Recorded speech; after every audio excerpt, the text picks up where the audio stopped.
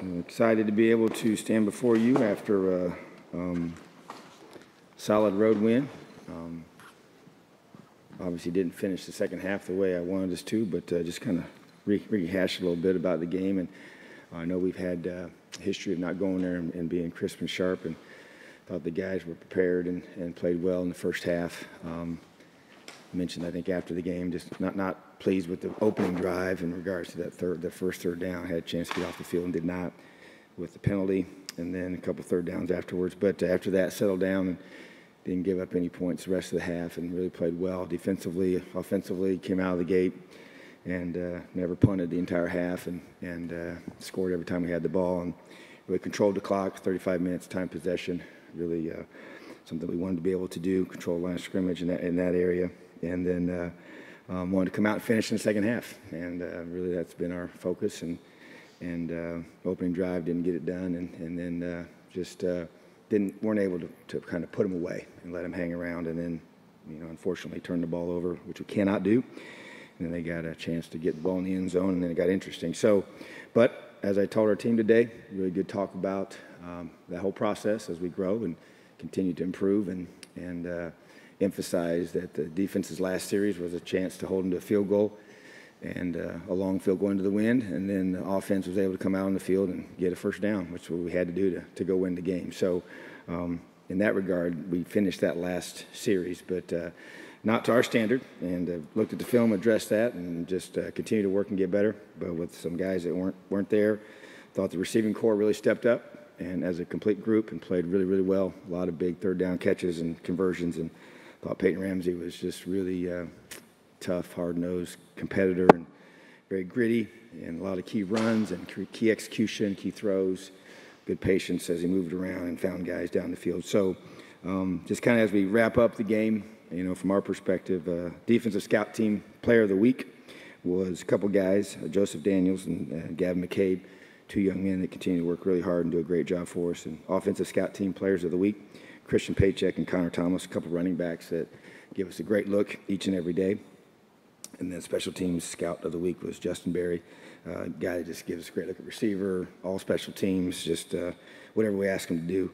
Offensively, players of the game, we selected the 4 receivers, just felt like that they were big. As I already mentioned, Ty Freifogel, Nick Westbrook, Donovan Hale, and Ja'Shawn Harris, just as a collective group, making key plays. Hate that Ty got that touchdown taken away from him. Great play on his part, showed a great burst, and I just thought he was clutch many times, and so really pleased with his progress. He's really stepping up.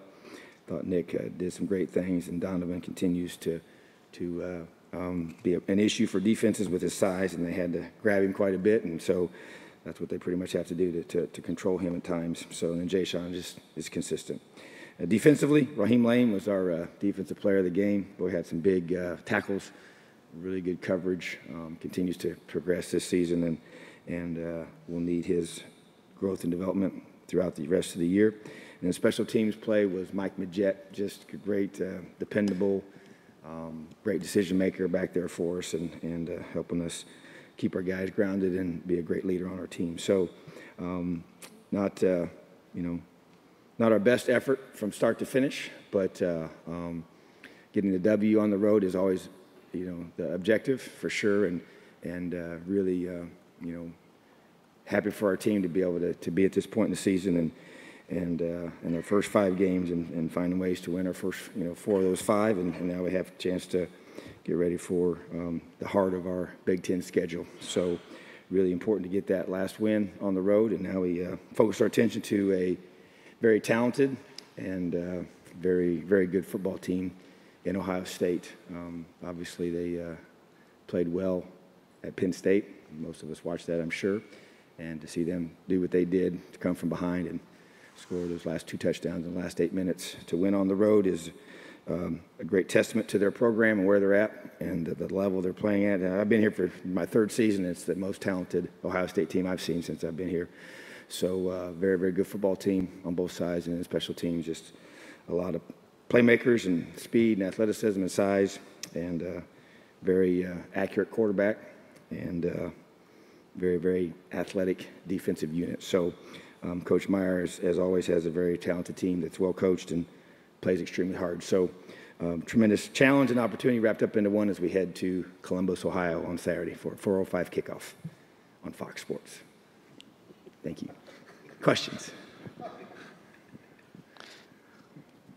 You had a few more explosive plays this week. I'm just kind of curious, two-part question. How do you measure explosive plays in your programming? I guess what qualifies as an explosive pass, explosive run? And is there a target number two? 15-yard run. Okay. It's kind of how we gauge that, and we do it for offense, defense. We gave up 2 during the game defensively. Our goal is 0.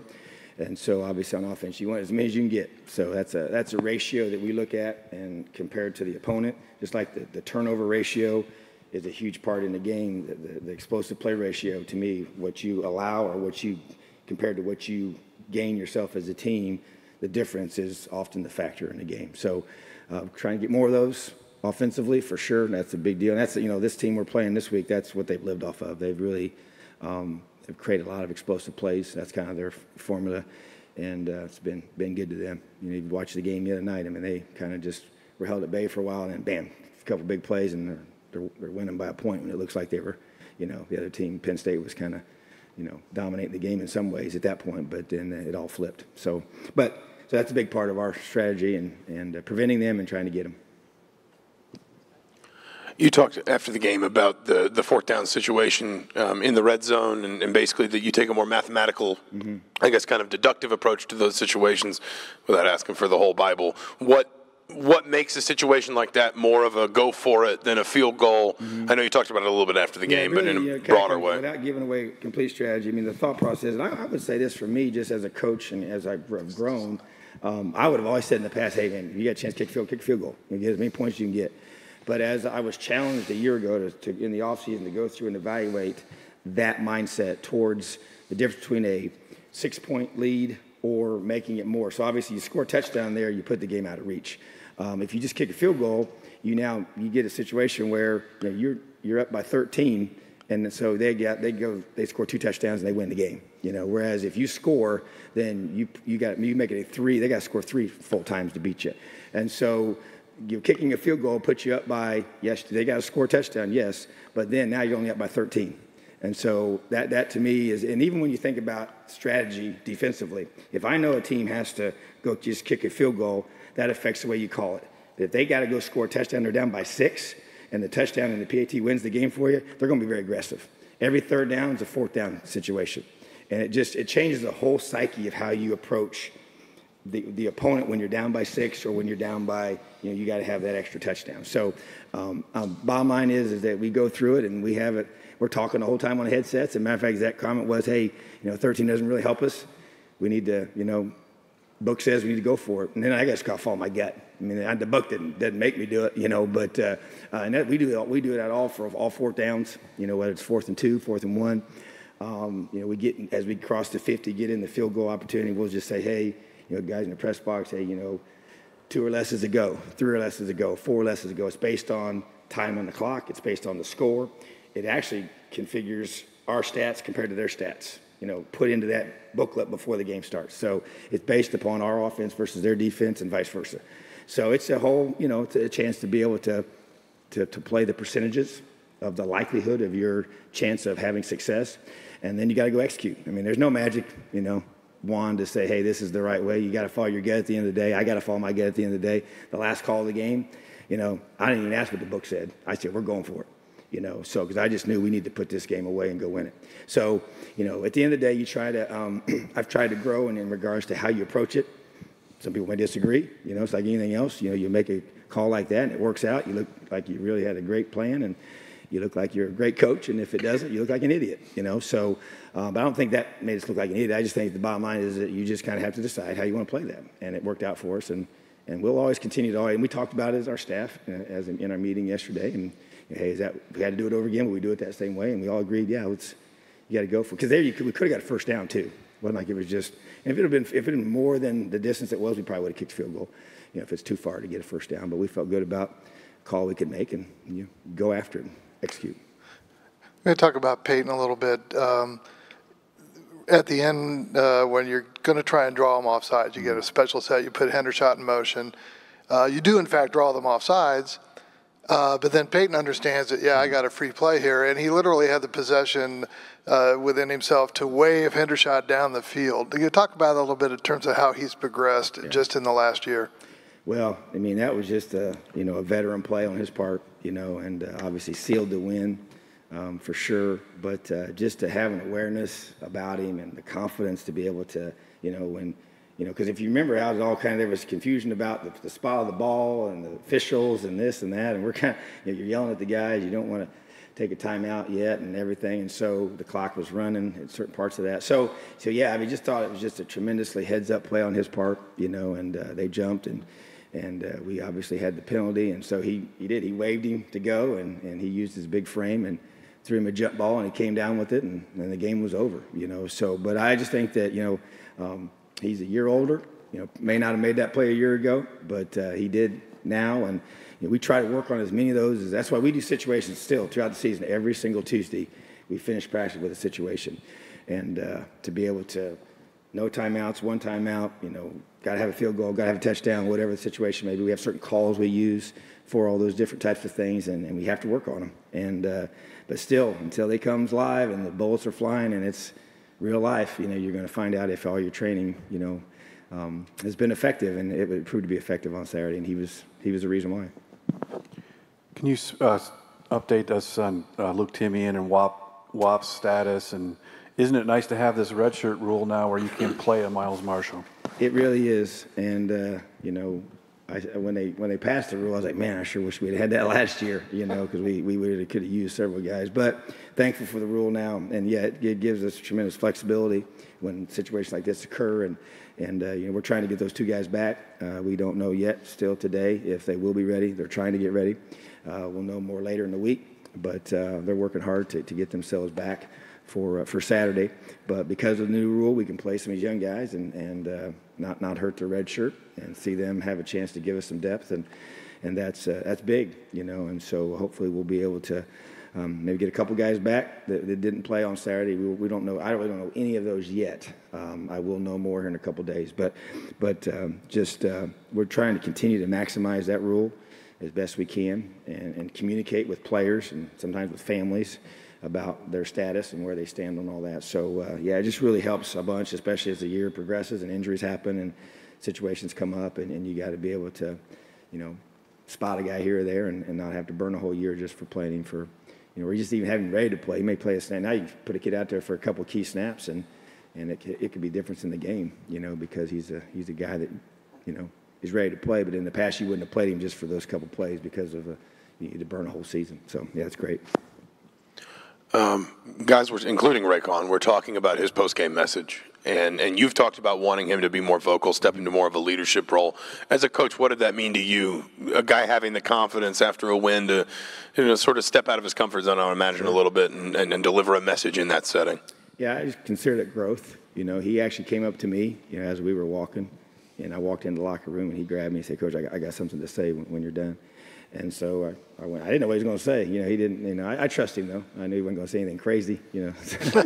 So, but I did give him the platform. But I knew. I could just tell by his tone, that he had something important he wanted to share. And so he just had confidence to stand in front of his peers, and he didn't do it in a negative way. He just said, "Hey, it's great to get a road win. They're all important, but we didn't finish."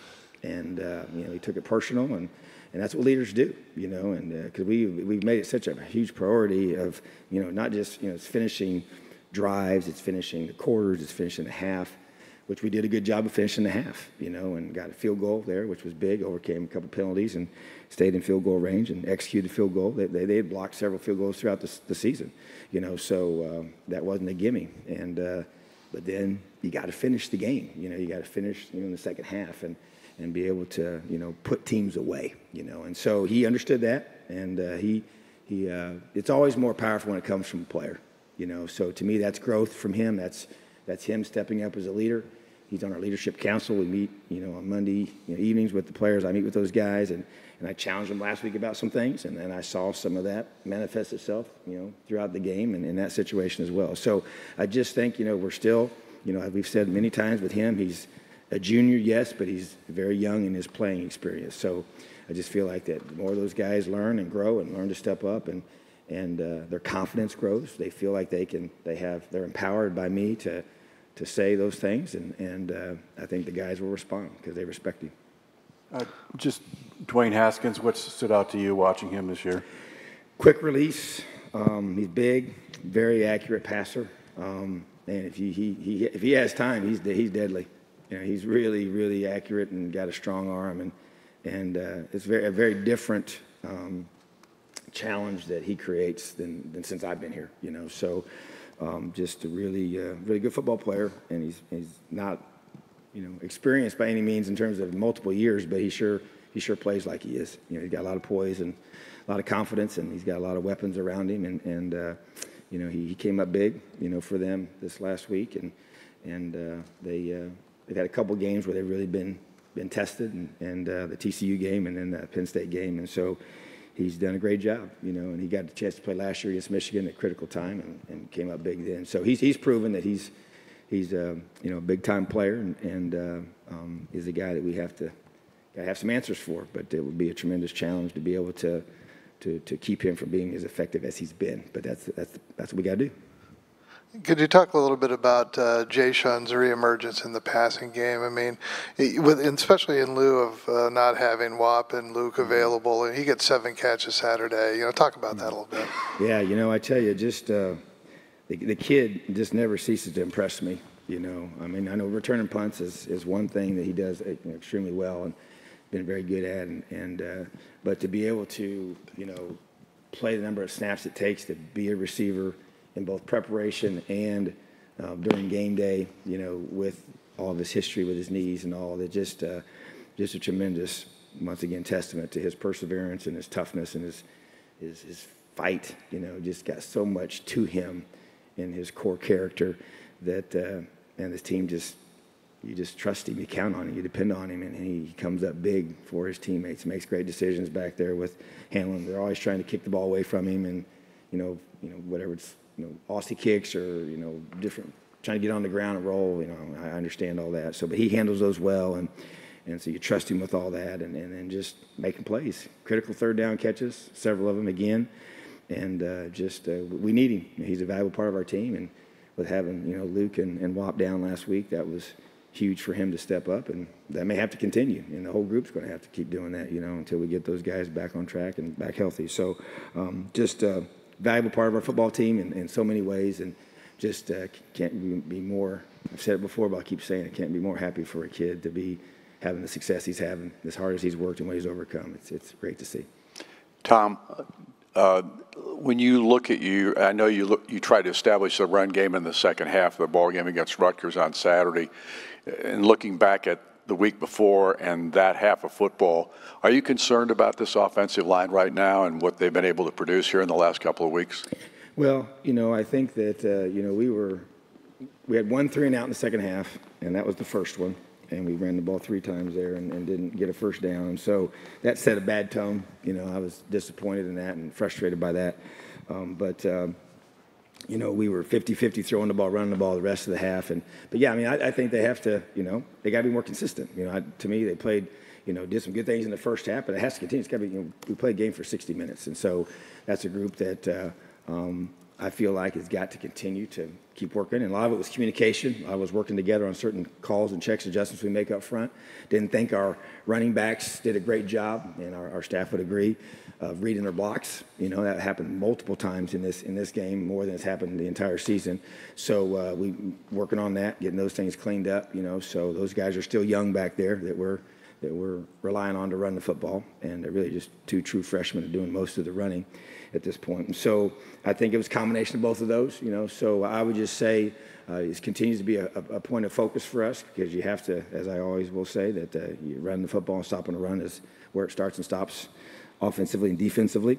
So it's a group that we have a lot of confidence in, and they need to keep progressing together and keep playing better each and every week, and going against one of the best defensive lines in the country on Saturday with Ohio State. So, it's got to continue to be a point of focus, and got to create some creases for our guys and allow them to be able to effectively run the football. But, Peyton was part of that too. So he was he was effective and take some pressure off those guys in some ways. But yeah, they didn't play, and Coach Hitler would be the first one to tell you that second half wasn't to our standard of offensive line play, and we got to improve. And we actually looked at it as I sat in there with him, watching a lot of the second half plays and different things we did. And so working through all that together. So we're all in it. We're all locked arms side by side, getting everything fixed and getting ourselves in position to keep winning games. You referenced the fact that Penn State fairly well bottled them up until the final 8 minutes Saturday night. How much pressure, which is kind of similar to your game here last year, how much pressure does that constantly put on a defense? It's never stops until that last whistle blows. Their playmaking ability, as we saw last year, we kind of did some really good things, and all of a sudden, bam, within a couple plays, they got two big long touchdowns, either catching a run or the run itself, and their explosiveness and athletes that they have to get in space are impressive. And that's how they build it. That's what they want. That's what they do, and that's their philosophy. And it puts a lot of pressure on the defense. And I felt like last year, we really we struggled when we had to put some subs in, and those guys to be able to play at the level that we were playing at, prior to them coming in, wasn't able to be sustained. And so I just challenged our team when I left practice today was about how critical it's going to be that we get as many guys ready as possible to play in this game, to be able to create the depth and opportunity so guys don't have to play 60, 70, 80 snaps, like they did last year. And so they keep the guys, more of our guys fresh to be able to take better angles and not get us out of position. Because you get out of position, one step can be the difference against this team, with all their speed. And that includes special teams, So, that's an area that we've focused on and worked on. And we're not where we need to be yet, but we're getting closer in that area. So it's going to have to show itself on Saturday against a team like this. Two-part question on Jamar Johnson. At what point did you know that he would be a guy you could trust to play at 5 different spots in the secondary? And I guess how uncommon is that when you can trust a freshman to actually handle that kind of responsibility? Well, first of all, I'd say it's pretty uncommon. That's rare to have a guy that can do that physically. We don't have too many on our team that I could say, hey, this guy can play 5 different spots, in the secondary. And so. And say, when did we figure that out? I'd say once he got here. I would say probably once we, got into fall camp. After a few weeks, you could just tell. You saw the athleticism over the summer. I can't watch the football part of it, but just the workouts and the running. And you talk to your strength staff, and you talk about how they feel these guys move. And I trust those guys a lot to tell us the athleticism of our guys, especially when you get the new ones here and they spend a couple months with them. They'll know a lot. And then once you start practicing in the football part of it, because I knew he was in high school. He played both sides of the football, safety, corner, slot receiver, running back, all those different things, and returner. So you kind of say, hey, just like with Stevie Scott, hey, you recruit the best football players you can find, and you figure out which side of your ball you're going to put them on, where they're going to play once they get here. And so we kind of thought, hey, this guy could play corner or safety. Then you get the element of a Husky, which to me the Husky, the element there is a physicality to you, not just the speed and athleticism, but can he, have the girth and the size to be able to tackle Big Ten running backs, and so he's a 200-pound guy, and you saw the way he covered that route and snapped his head around, very natural, get the interception, critical play, huge play in the game, and I made a big deal about that because, as I said a week ago, he was really fourth string at that position, and because he was playing several spots, we had him here, had him there, and trying to get him ready, and then obviously we needed him due to the situation with Leno and then with Cam being out. So I think that he continues to impress us by what he's done, and really happy for him. He's got to keep working hard. And now the challenge is to kind of figure out moving forward, where is he going to be best to play, So, but it's great to have a guy that's got that flexibility and helps you become a better football team. He can help us on special teams.